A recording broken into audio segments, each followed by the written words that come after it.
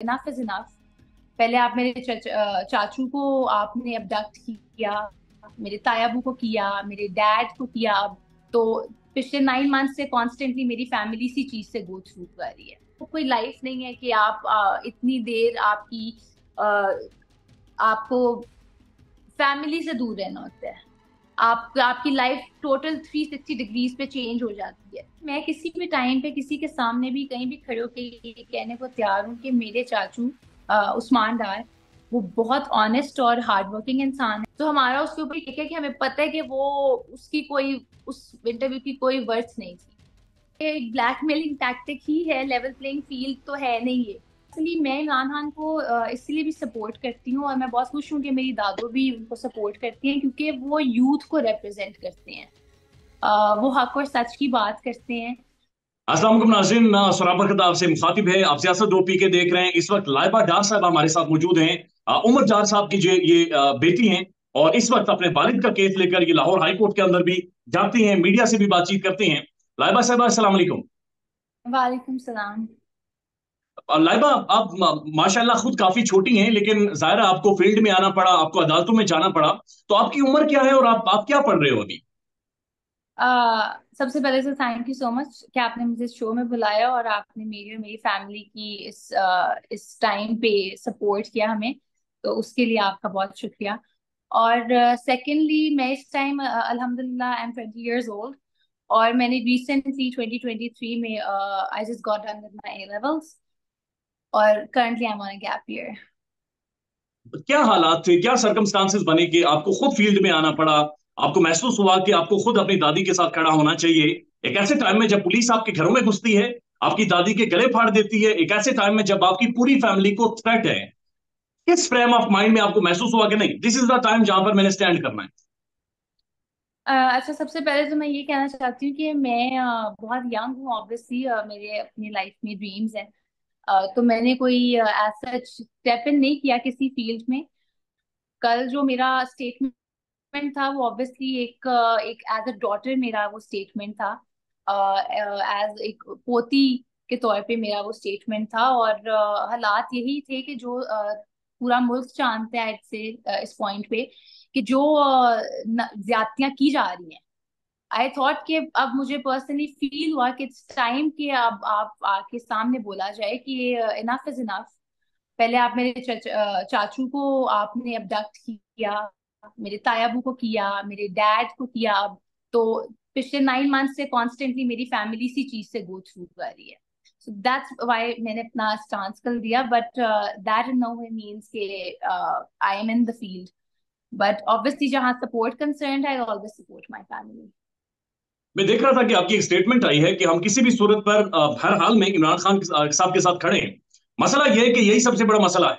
आपकी फैमिली के ऊपर जो कयामत गुजर रही है, जो आपके वालिद को उठाया गया है, रीजन ये है कि आप लोग खान से पीछे हट जाए, आप इमरान खान से, आप डार खानदान, डार फैमिली इमरान खान से साइड पर हो जाए।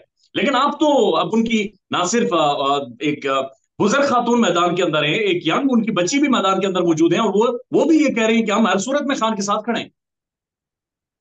जी, उसकी वजह ये है कि पर्सनली मैं इमरान खान को इसलिए भी सपोर्ट करती हूँ और मैं बहुत खुश हूँ कि मेरी दादू भी उनको सपोर्ट करती हैं, क्योंकि वो यूथ को रिप्रेजेंट करते हैं। वो हक और सच की बात करते हैं। और ये पर्सनली उन मेरे से बहुत अलाइन करते हैं, उन चीजों उन बिलीफ्स जो मेरे बिलीफ्स हैं उससे ये बहुत अलाइन करते हैं। और मुझे लगता है कि इस मुल्क में यूथ एम्पावरमेंट की बहुत जरूरत है। और इमरान खान के आने से पहले ऑनेस्टली स्पीकिंग तो 10 साल पहले तक तो किसी को तो यूथ का कुछ खास पता ही नहीं था। उन्होंने आके ये पाकिस्तान में शऊर जगाया और लोगों को बताया है कि यूथ कितना बड़ा एक एसेट है पाकिस्तान का। लाइक 68% पॉपुलेशन जो पाकिस्तान के वो यूथ है। So that's about like 14 to 16 right. तो उन्होंने उन 14 से 16 करोड़ लोगों की आवाज बन के ये बताया है कि इनको आगे लेके जाने की जरूरत है। और मुझे पर्सनली, क्योंकि मैं खुद उनमें हूँ, तो मैं उस चीज को सपोर्ट करती हूँ। आपको डर नहीं लगता? नहीं, डर की बात नहीं है, क्योंकि मैं इस चीज पे यकीन रखती हूँ कि अल्लाह ताला अपने बंदों के साथ है। और चाहे इंसान, जब इंसान वंस ये बात कह देता है कि वो अल्लाह ताला पे यकीन रखता हूँ, कि वननेस पे यकीन रखता है, ये मेरा पर्सनल बिलीफ है। तो मुझे नहीं लगता कि उसके बाद डर की गुंजाइश रहती है। डर सिर्फ अल्लाह की जात से लगना चाहिए इंसान को। आपके वालिद इस वक्त कहाँ पर हैं? ये तो मुझे भी नहीं पता, ये हम पूछना चाह रहे हैं। हम भी पता करवाना चाह रहे हैं कि वो किधर है इस टाइम, मुझे भी पता चले। हमारा घर इतना, मेरी फैमिली इतनी परेशान है। लेकिन ये तो हम खुद पूछ रहे हैं पंजाब पुलिस से कि आप उन्हें किधर लेके गए हैं, पेश करें अदालत में। और मुझे उम्मीद है कि आते दिनों में जरूर वो पेश होंगे इंशाल्लाह। आप ये जो सारी चीजें देख रहे हो, ये सारी चीजें आपके सामने हो रही हैं, अदालतों में भी आप जा रहे हो, आपने घर में इन सारे मामलात को होते हुए देखा है। आप क्या समझ रहे हो कि इस वक्त ज्यादा जिम्मेदारी किसके ऊपर आयद होती है कि वो इन सारी चीजों को कूल डाउन करे, लोगों को इंसाफ दे, जहां पर हमें जुडिशरी भी, जजेस भी, चीफ जस्टिस भी बदकिस्मती से कंप्रोमाइज नजर आ रहे हैं या बदकिस्मती से बैकफुट के ऊपर नजर आ रहे हैं? सर मुझे लगता है कि कहीं सबसे पहले तो हमारी जुडिशरी को स्टांस है इस पे बोलना चाहिए, और उनको अपना फर्म फुट ऑब्वियसली इस चीज पे करना चाहिए कि उन्होंने मुल्क में, बिकॉज लॉ एंड ऑर्डर बहुत जरूरी है किसी भी मुल्क के लिए, किसी भी मुल्क की तरक्की के लिए, किसी भी मुआशरे की बेहतरी के लिए। उसके अलावा ऑब्वियसली पुलिस, और यही मैं समझती हूँ कि इनको, इनके ऊपर असल रिस्पॉन्सिबिलिटी, जो पुलिस है, जो जुडिशरी है, कि वो ये चीज खत्म करें। ऑब्वियसली मैं भी ये चीज बाकी 22 करोड़ अवाम के साथ मैं भी ये चीज विटनेस कर रही हूँ कि जिस तरह इलेक्शंस के अंदर कितनी अनफेयर कंडीशंस हैं, कि आप अपने पेपर्स नहीं जमा करवा रहे, लोगों के सेकेंडर्स और प्रपोजर्स, उनको अटैक किया जा रहा है। तो ऑब्वियसली ईसीपी का भी जितना रोल वो इसमें अपना परफॉर्म कर सकते हैं, उन्हें करना चाहिए कि फ्री और फेयर इलेक्शन हो मुल्क में, ताकि हम आगे फाइनली बढ़ें। तो मुझे ये ठीक लगता है है, कि लेकिन ये बताएं कि जब आपके आपके वालिद के हवाले से ये रिपोर्ट हुआ कि उन्हें उठा लिया गया है, उसके बाद पाकिस्तान में एक तासुर बना, बहुत सारे साथियों ने इसे रिपोर्ट भी किया, शायद आपने देखा भी होगा, कि उमर डार साहब को इसलिए उठाया गया है ताकि रिहाना डार साहिबा के ऊपर प्रेशर डाला जाए कि वो दस्तबरदार हो जाए और ख्वाजा आसिम के लिए रास्ता खोल दें। डू यू थिंक सो कि ये एक ब्लैकमेलिंग टैक्टिक है? देखिए, आप मुझसे बेहतर जानते हैं कि ये एक ब्लैकमेलिंग टैक्टिक ही है, लेवल प्लेइंग फील्ड तो है नहीं ये। तो आप किसी, अगर आपके भी कोई बेटे को या आपके भी किसी भाई को कोई अबडक्ट करवाते हैं या कोई भी हिस्सा करता है, जो भी इसके पीछे है, तो वो इसी वजह से करेगा।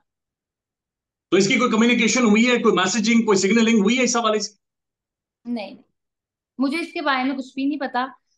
मेरी दादो फोर फ्रंट पे हैं, वो बात करती हैं, पर मुझे इसके बारे में कोई आइडिया नहीं। जब आपने खुद अपने वालिद के लिए आवाज उठाई, सिर्फ वालिद के लिए नहीं, मैं समझता हूं आपने पूरे पाकिस्तान के लिए आवाज उठाई है, उसके बाद जो अवाम का रिएक्शन था, जो लोगों का रद्द अमल आया, चाहे सोशल मीडिया पर हो चाहे ट्विटर पर हो, वो आपके लिए कैसा था? आई से कि मुझे खुशी है कि अवाम फाइनली, ऑब्वियसली एक टाइम से हम भी देख रहे हैं कि अब जाग चुकी है, हम सबको पता है, यूथ को भी पता है सबको। पर वो ऑब्वियसली खुशी की बात ही थी, पर वो बहुत रॉ थी मेरे लिए चीज, और मैं ऑब्वियसली कोई इस तरह एक्सपेक्ट तो नहीं थी कर रही। पर आई एम ग्लैड कि लोग हक और सच के साथ हैं। अच्छा, बराए मेहरबानी ये भी बताएं कि एक चीज जो हमें समझ नहीं आ पा रही, वो एक तो ये है कि जो जिस रेस्टोरेंट से उमरदार साहब को उठाया गया, रेस्टोरेंट उस वाकये की सीसीटीवी वीडियो नहीं दे रहा। क्या उस वक्त जब उमरदार साहब वहां पर मौजूद थे तो उस वक्त आप भी उनके साथ थे? नहीं, मैं उनके साथ। उमर डार साहब एक लंबे अरसे से अंडरग्राउंड थे, क्योंकि हमने बहुत सारी उनकी वीडियोस देखी, उनकी दाढ़ी बढ़ी हुई है, उनके बाल बड़े हुए हैं। तो फिर उस रेस्टोरेंट पर उनकी मौजूदगी कैसे थी? नहीं, हमें इसके बारे में कोई आइडिया नहीं था। पर आप खुद सोचें कि कंडीशन इस तरह की बना देते हैं, 8-9 महीने रूपोश होना भी किसी की भी। ये मैं अपने, जी। सिर्फ अपने डैड के लिए नहीं, मैं पूरे जितने भी लोग इस टाइम है, और आई बिलीव कि वो समझ आती है कि जो है ना हक, जो इस मुल्क में इस टाइम हो रहा है, उसके लिए जो लोग भी अपने आप को जिस तरह भी जो भी उनकी कंडीशंस हैं, जिधर जिधर भी वो हैं, आई प्रे कि अल्लाह ताला उनको सेफ रखें। कि वो एक कोई लाइफ नहीं है, आप अपने जी। ऊपर लेके देख, और हमें इसका नहीं था पता, लेकिन द पॉइंट बीइंग कि वो कोई लाइफ नहीं है कि आप इतनी देर आपकी आपको फैमिली से दूर रहना होता है। आपकी लाइफ टोटल 360 डिग्रीज पे चेंज हो जाती है। तो ऐसे कि वो चीजें भी हमें माइंड में रखनी चाहिए बिफोर पासिंग ऑन जजमेंट किसी पर भी। नहीं, नो डाउट, ये तो यानी कि हम रूपोश नहीं है, हम घूम फिर रहे हैं, लेकिन उसके बावजूद भी एक ट्रोमा, एक प्रेशर तो है जिसमें से पूरा मुल्क गुजर रहा है। जो उस्मान डार साहब ने इंटरव्यू दिया, बीइंग भतीजी, एक पढ़ी लिखी नौजवान लड़की, जो इन सारी चीजों को अंडरस्टैंड कर रही है, समझ रही है, उसके ऊपर आप क्या कमेंट करेंगे? मैं उस पर यही कमेंट करूंगी कि मैं अपने चाचू को जानती हूँ। मैं किसी भी टाइम पे किसी के सामने भी कहीं भी खड़े होकर ये कहने को तैयार हूँ कि मेरे चाचू उस्मान डार वो बहुत ऑनेस्ट और हार्ड वर्किंग इंसान है। जब इंटायर टाइम उनके ऊपर उन्होंने कामयाब जवान को एग्जीक्यूट किया और मैं वो देख रही थी, और मैं उनसे बहुत इंस्पायर्ड हूँ इन लाइफ, उनके हार्ड वर्क से और जो जिस तरह के वो इंसान है उससे। और ना हमने उस चीज को तब एज अ फैमिली एक्सेप्ट किया था और ना आज, क्योंकि मुझे पता है कि ये मेरे चाचू क्या क्या हैं और वो कैसे हैं। तो हमारा उसके ऊपर ये है कि हमें पता है कि वो उसकी कोई उस इंटरव्यू की कोई वर्थ नहीं थी। ये बताएं कि अब आपकी एजुकेशन किस हद तक सफर हुई, ये जो आपकी फैमिली के साथ ये सारे मामला चले? सर इफेक्ट हुई है, ऑब्वियसली हुई है। मैं भी गैप ईयर पे हूँ करंटली इस सब की वजह से। क्योंकि जिस हालात से मेरी फैमिली पिछले 8-9 महीने से गुजर रही थी, जो मेरे ओरिजिनल प्लान्स थे मेरी एजुकेशन के लिए, वो इस टाइम पे परस्यू करना थोड़ा मुश्किल था। बिकॉज आई पर्सनली बिलीव कि आपको हमेशा फैमिली को इकट्ठे होना चाहिए, specially in times of trial. तो उसकी वजह से मैं अपनी एजुकेशन को मुझे थोड़े टाइम भी के लिए स्टॉप करना पड़ा, but it's no big deal, वो भी इंशाल्लाह फिर से कंटिन्यू हो जाएगी। तो आपके जो सारे दोस्त थे, जो जो नौजवान आपके साथ अटैच थे, आपके क्लासमेट सारे, उन सब का क्या रिस्पॉन्स था? और वन लास्ट थिंग, पाकिस्तान के नौजवान तकरीबन 6.5 करोड़ लोग इस दफा वोट डालेंगे, और ये सारे नौजवान हैं, ये सारे 30-35 साल से कम है। आपका मैसेज उनके लिए क्या होगा? सर सबसे पहले तो जो मेरी कम्युनिटी है फ्रेंड्स की, वो बहुत सपोर्टिव रहे इस सब में। मुझे बहुत खुशी हुई पर्सनली ये देख के कि उन्होंने इतना सपोर्ट शो किया। और मुझे इस चीज की बहुत खुशी है कि बिकॉज अल्हम्दुलिल्लाह, अल्लाह ताला का शुक्र है, पर ये एक थोड़ी सी ड्रॉबैक की आप कह सकते हैं, है थोड़ी सी शॉर्ट कमिंग। जिस क्लास से मैं बिलोंग करती हूँ पर्सनली, सोशो इकोनॉमिक क्लास से, वहां पे बच्चों में अब पॉलिटिकल एपैथी आ चुकी थी काफी हद तक। आई से may be a year back हम लोगों ने थोड़ा ज्यादा आवाज उठानी शुरू किया, could be that I am wrong, but मुझे इस ये मेरी ऑब्जर्वेशन है कि पॉलिटिकल एपैथी थी बच्चों में। क्योंकि हम लोगों ने इतना वो निजाम में देखा है कि हर वक्त मतलब मुल्क प्रोग्रेस नहीं कर रहा, और जो यूथ की बेसिकली नीड्स है वो तो मीट की नहीं जा रही। तो उसकी वजह से आई बिलीव कि बच्चों में वो चीज आ गई। पर मुझे बहुत बहुत अच्छा लगा जब मैंने देखा कि अब वो फाइनली इस चीज को रिकग्नाइज कर रहे हैं, इस पे बोल रहे हैं, और उनका सपोर्ट मुझे जेन्युइनली दिल से खुशी हुई। और जब मैंने ये देखा कि वो मेरे शहर के लोग हैं और मेरी कम्युनिटी के लोग हैं, तो मुझे और ज्यादा अच्छा महसूस हुआ कि मुझे अच्छा फील हुआ उस बारे में। और दूसरी बात, जहां तक आप कह रहे हैं कि जो नौजवान है उनके वोट के लिए, तो मैं यही कहूंगी कि हमें सबसे पहले ये चीज समझनी चाहिए कि वोट हमारा राइट है करना, और वो हमें स्मार्टली चूज करना चाहिए कि हमने किसको देना है। वो आई थिंक कि वोट आपकी आवाज है। ये चीज काफी लोगों को समझ नहीं आती, शायद कि obviously make sense because Pakistan में एक फोन कॉल करके आप इलेक्शन चेंज करवा देते हो तो मेक सेंस, लेकिन स्टिल मुझे पर्सनली लगता है कि ये समझनी चाहिए बात कि वोट आपकी आवाज है, और बहुत स्मार्टली आपको चूज करना चाहिए कि आप वो किसको दे रहे हो, और करना चाहिए। यू शुड वोट फॉर जो इलेक्शंस में। इस तरह नहीं कि वोट ही ना करो, घर से बाहर मतलब जाओ ही मत वोट के लिए। और दूसरा मेरा मैसेज यही है कि उस नजरिए को हमें एज पर्सनली मुझे लगता है एज यूथ हमें उस नजरिए को सपोर्ट करना चाहिए, उसकी तरफ काम करना चाहिए, अपने वोट को भी उसके लिए यूज करना चाहिए कि जो इस मुल्क को अब आगे लेके जाने की बात करे।